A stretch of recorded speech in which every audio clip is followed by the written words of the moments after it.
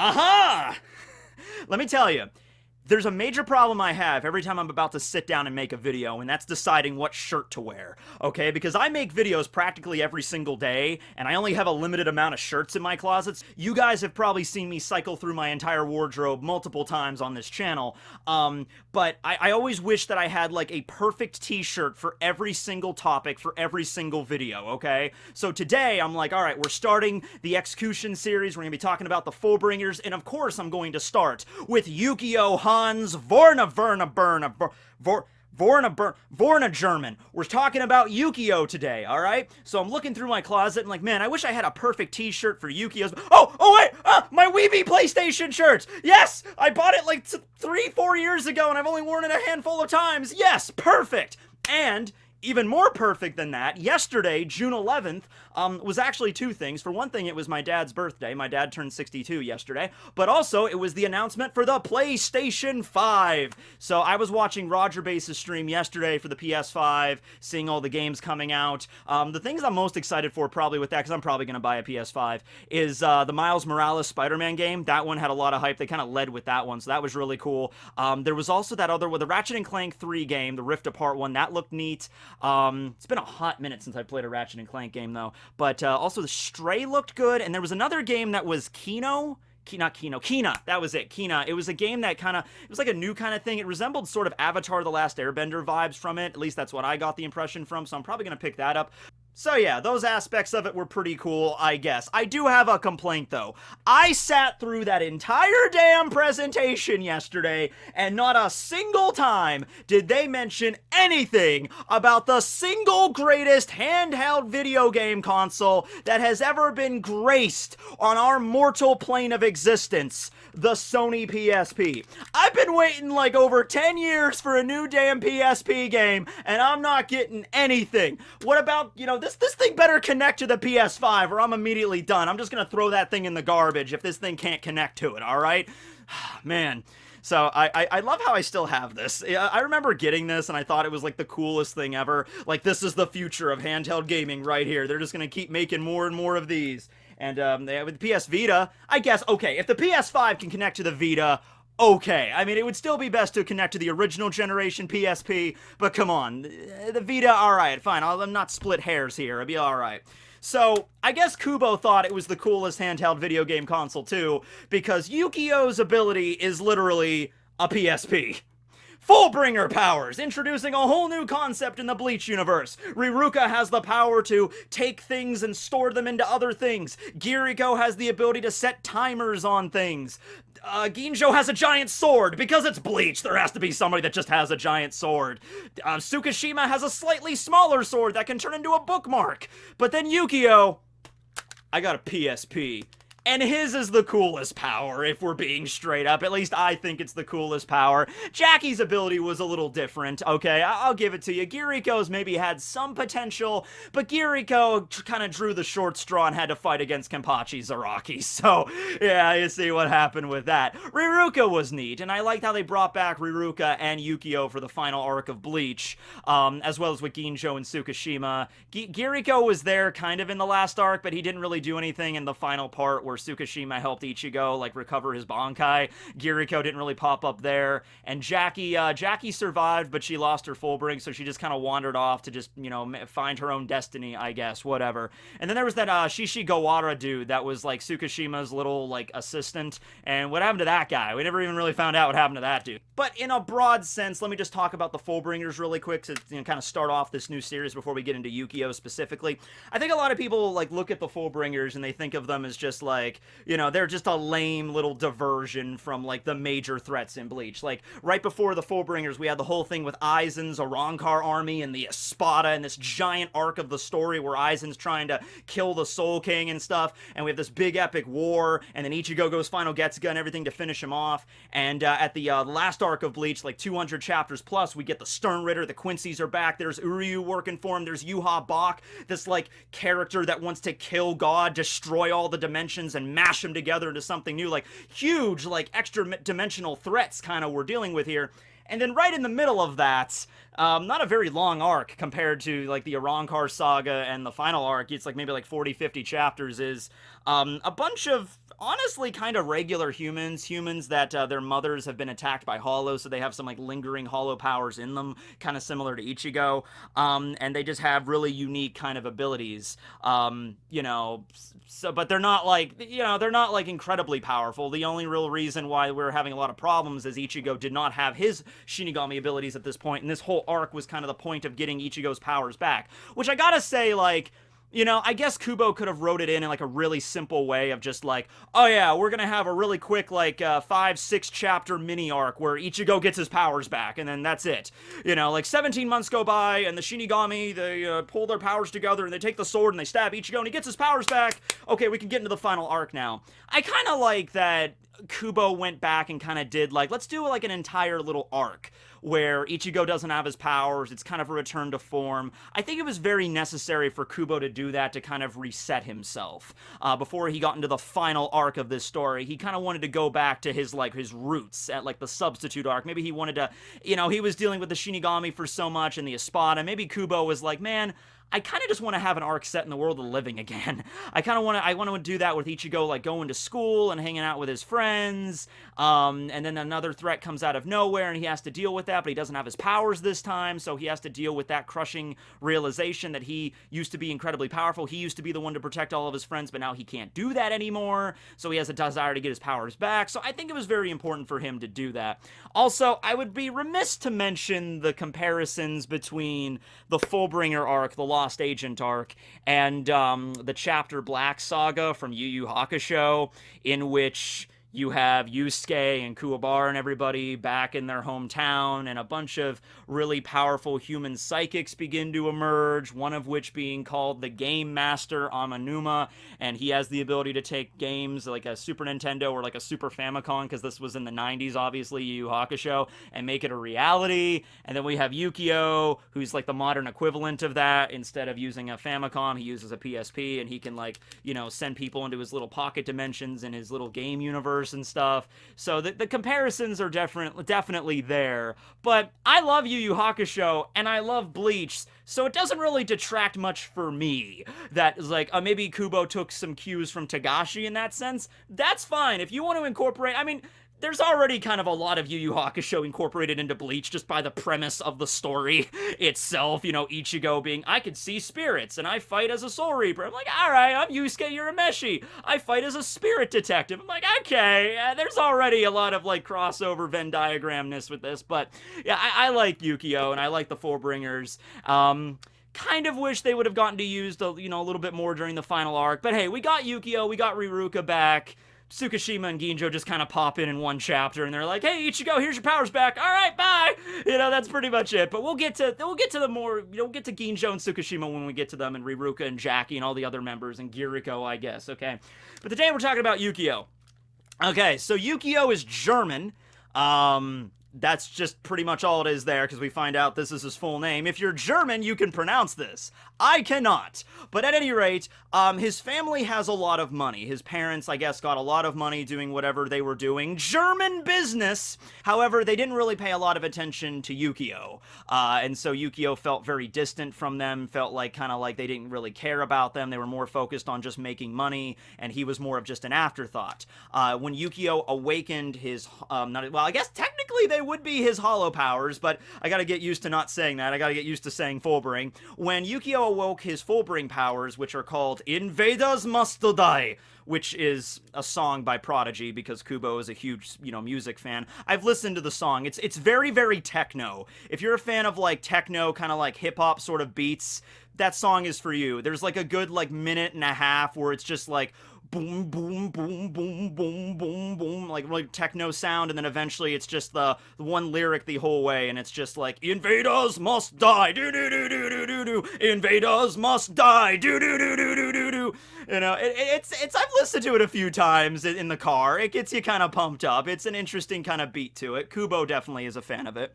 But also Invaders implying the whole Space Invaders reference, which is an old school video game where you play as the little turret on the bottom and you try to shoot down all the alien invaders. It's a good game. I think we've all played Space Invaders at some point, or like Galaga. We've all kind of played that, right? Well, anyway, when he awoke his powers, it's actually really sad when we see his little flashback. We didn't really get to see that much of a flashback with a lot of the Fullbringers. Even Ginjo's flashback was like glossed over, and that was like a big one because it's like, holy shit, Ginjo used to be a substitute Shinigami, and then he was removed from that status, and then, you know, him and Tsukishima, you know, forged this plot together to get Ichigo's power so they could get Ginjo's abilities back. So many questions with Ginjo, though, like, okay, what were the circumstances that led Ginjo to become a substitute? What were the circumstances that got him kicked out? I mean, we'll get into all of that when we get to Ginjo's video, obviously, but it's just a lot of the flashbacks were kind of just glossed over. Yukio's flashback, all we really got was his parents didn't really care about him, and he used his powers to make game simulation holograms of his parents, and he would talk to them as if they were his actual loving parents. So I want you to imagine this. Yukio growing up lives in this like immaculate German mansion, and his parents are like millionaires, or Alexa, what's the currency in Germany? The euro. Okay, I guess I don't know what I was gonna saw, like the Germa in Germany. No, the euro. So they're million euros and whatever, and he's living in this immaculate mansion and everything. So he goes into his room at night and he pulls up his PSP and he loads up the loving parent simulation, and his parents like, whoop, "Hi Yukio, how was your day today?" Was good, Mom and Dad. I played some games today. Oh my god, you're so good at playing video games. Hey there, sport. Yeah, hey, wanna go play some ball sometime? Yes, Yukio, we love you so much. We care about you all the time. So that was Yukio's upbringing. Yukio, keep in mind, is also one of the younger members of Execution. I mean, like, you know, Giriko's like in his 40s or 50s. He might even be older than that. Ginjo's older. Tsukishima's like, you know, in his 20s or whatever. You know, Riruka and like Yukio are like teenagers, right? So anyway, Yukio, after dealing with that for a number of years, probably just fostering his power, learning how to use them a little more, Yukio used his computer skills to, like, hack into his parents' bank accounts and, like, take all their money. So he became, like, a multi-urinaire at, like, age 15 or whatever, and so he left Germany and I guess went to Japan, met up with Ginjo, and became like the financier of Execution. So he's the one that financed like the whole fancy, like they had that abandoned apartment building, but they knocked out a bunch of floors and they made that little space, that little bar area with the really fancy like you know, key cards, and you have to have like the fingerprint scanners and everything to get into the secure area. Yeah, Yukio funded all of that with his parents' money. And Ginjo was like, oh yeah, we have a guy that works for us that's really freaking rich, so he just funds everything. And every time something breaks, Yukio's like, I'm the one that's gonna have to pay for it with my parents' money. Hold on a second here. Alright, so whatever. He accesses the bank account with the PSP. Everything goes through the PSP. It's the ultimate console. It's the ultimate everything. You know, this thing, I'm surprised this thing didn't replace the droids and the iPhones. It's 2020. Why aren't we all talking into PSPs at this point, right? Anyway, so his abilities were very, very useful during the latter stages of Ichigo's training. So the first stage was using Riruka's powers and Giriko's powers in that dollhouse, and then the next stage was with Jackie in the aquarium, and then right after that aquarium adventure, that's when Tsukishima first showed up, and they had their little scuffle there on top of the buildings, and in order to save Ichigo, quite literally, from being attacked by Tsukishima, Yukio saves him using Invaders Must Die. Really cool scene where it's basically a sealing technique if we're doing it in like generic anime power terms. So he activates his PSP and like this like 8-bit kind of just like, I don't want to call it goo, like 8-bit cubes just emit out of his PSP, like Digimon, digital monsters, Ichigo is the champion, Digimon, and whatever. So Ichigo just gets covered with these little cubes and like, oh god, it's so pixelated in here. And he gets saved, and the saving takes a while. The saving, there's like a progress bar. It's like, saving Ichigo Kurosaki, saving hollow powers, saving Shinigami abilities, saving teenage angst, load complete. And so while that was happening, Tsukishima mentioned that he can't attack Ichigo while he's being saved. So there's like a progress bar, and then after that he can load him whenever he wants. So with that kind of saving ability, I'm guessing it's like whenever something or someone gets saved, they get kind of like frozen in like cryostasis in like position, and then whenever they get loaded, it's like they don't have any sense of time passing. I'm guessing that's how it works. So if I got saved, it's like 12:23 in the afternoon right now, like saving Tekking 101, saving vast One Piece anime knowledge, weebness, and cringe. Save complete. And then if I were to be loaded up like at 8 o'clock tonight, I would have, whoa, I have no perspective of like the 8 hours that passed. It would just be like, and then here. And so I'm guessing that's how it kind of works. I'm guessing the save bar might be more not for someone attacking from the outside, but for the person being saved to fight back. Maybe the person being sealed has the ability to, like, break out, and the reason Ichigo didn't do that is because he was kind of already injured at that point. His powers were kind of going crazy, but also maybe Ichigo realized that that was probably Yukio's power and he was trying to save him. But if Yukio tried to use that power against an actual enemy, it wouldn't work. And I think he also even mentioned that with Tsukishima. He's like, I could have attempted to save Tsukishima as well and trap him, but I don't have enough battery power on this thing for that. Yeah, that's another thing too. The ability that he has, Invaders Must Die, it's not just like symbolically the PSP or anything. It's not like he summons the PSP. It's not like a Nen conjuring ability where he can like summon the PSP, or it's like a special extra dimensional PSP or whatever. No, his powers are literally physically tied to the limitations of a PSP, which the PSP has no limitations, so it's fine. But it's like, if this thing runs out of battery power, you're screwed. He doesn't have access to Invaders Must Die. He can't use them anymore if he doesn't have battery power in this thing. Now, you could get around that by just plugging it into the AC adapter into the wall. You could just get around it doing that. But then you can't move. You have to like, hold on, guys, I'm gonna go help fight. Hold on, give me that like 300-foot extension cord and just plug it into the PSP. Like duct tape it into the system so it doesn't accidentally fall off, and then we're good. So if he runs out of battery power, he can't use it. And it also seems like certain actions, like the act of saving Ichigo, took less battery power than the act of, like, saving Tsukishima. It's like, oh man, I only have 23% on this thing. I can't save you. It would take too much battery, but you're lucky I don't have an extension cord on me today. Also, fun fact about PSPs, and I just found this out recently when I was looking for this one. Oh, wait, what game? Oh, snap! Star Wars Battlefront 2! Oh man, this is gonna be a fun night tonight. But anyway, when I found this out, I had to actually take the battery out, because the batteries in these things, just sitting in my drawer for like 10 years, the lithium cell actually swelled up. So I take this battery out, it's like just bursting at the seams. It wasn't leaking anything, but it was just like really swollen, and I'm like, oh, is this thing gonna explode? And I like threw it away. So yeah, watch that. If you have a PSP just lying around in your closet right now, I would ask, go and check. Go and dig around in your closet to see if your PSP battery is about to swell up and burst, but whatever. Yeah, but yeah, man, Star Wars Battlefront, man, that was a fun game. That's probably the only game I really played for this thing. I don't even know how do I fit the UMD back in? I forget there we go.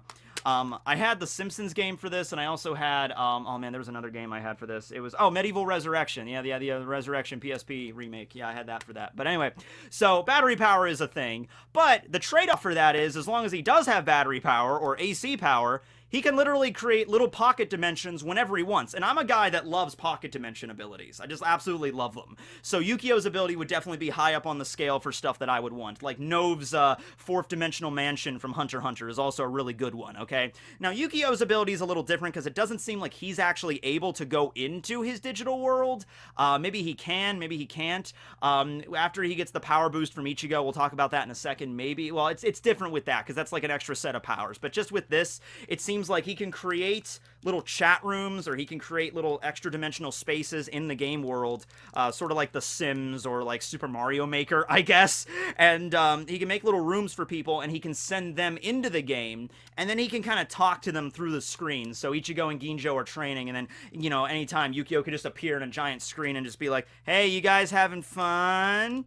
And, on top of that, though, he can set pretty much anything. He could set things like barometric pressure, pressure, gravity. He can spawn things like food and water because the people in there are still biological human beings. They still need to eat, but it doesn't matter because he can create comfy, soft beds and a toilet. And, there's a little mini game in there where you can, mow your yard. Like he can do all that stuff in there. He sends Chad into like a desert training area where he like kind of sets the gravity up a little bit. So he basically has the hyperbolic time chamber on himself at any given time. He can also use the fast forward function to like dilate time while you're inside the thing. So Ichigo could be in there training for days and days and days, but on the outside it's only like 90 minutes have passed. So he could set like the time dilation for that. So very, very handy ability and very multifaceted. He can do a bunch of different things with it. Later on in the final arc when he shows back up again with Riruka and they do that little combination attack, so they combine the Valley of Screams into that little cube and on the railway system, so Yukio can like kind of travel between the Soul Palace and the Varveld, or like he can travel between Yuha's palace at all times. Yoruichi explained the power as like he has the ability to use electricity to manipulate spaces. And Yukio was kind of like, that's not exactly how my power works, but it's okay. She doesn't understand the full breadth of, like, the power of the PSP! So I guess that's a good enough explanation. He converts electricity into, like, manipulating spaces. That's what he does. Okay, fine. He uses that to help Ichigo with his final stage of training. He can also spawn, like, monsters in there to help Ichigo train, and that's when Ichigo unlocks his final stage of his Fullbring, the Super Sentai, Kamen Rider form armor with the, like, the trench knife he's got, with the combat pass, so it's through that he uses it. He's also able to affect things in the real world kind of in a limited capacity with just the regular PSP. He was able to place little tracking bugs, little tracking devices on Ginjo, so after, Tsukishima returned all their memories, they could track them and they know where they were going. But the major benefit came after they stole Ichigo's powers and gave them to the execution members, and Yukio got a major power-up. In fact, his power-up was probably the coolest out of all of them. Jackie got a motorcycle motor attached to her chest. Giriko had a bunch of, like, little alarm clocks floating around him. Riruka got some extra gauntlets, and is that a yellow thong she got? I just noticed that just now. Riruka's power-up is like, yellow thong underwear I'm gonna wear over my clothing. Okay, that's an interesting design choice there, right? And of course, Ginjo, he goes back, he's like, he's a substitute Shinigami before that, so he gets the badass skull sword and everything like that, right? But anyway, Yukio, he gets Digital Radial Invaders. Awesome name, right? So he gets these little gauntlets that have buttons on them that kind of replace the PSP, unfortunately. But he also has like a little dish that comes out, like a little satellite dish that like projects his game world into the real world. So he can create like digital pixelated blades to attack his enemies, or pixelated shields to stop attacks. Or he can send people into chat rooms in the real world, which is how they did it for the final part of the arc, where it's like, oh, the Shinigami are here.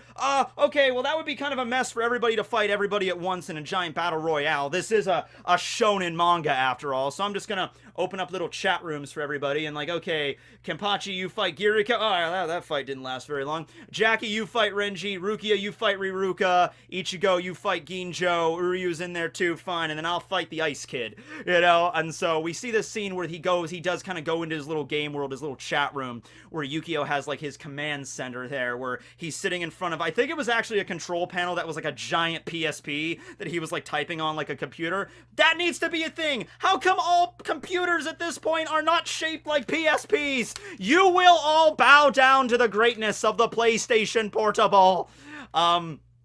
I remember that one South Park episode where the PSP just came out and Kenny gets it and he ends up going up to heaven and, like, guiding an entire army of archangels against the devils with the golden PSP. The PSP rules over all!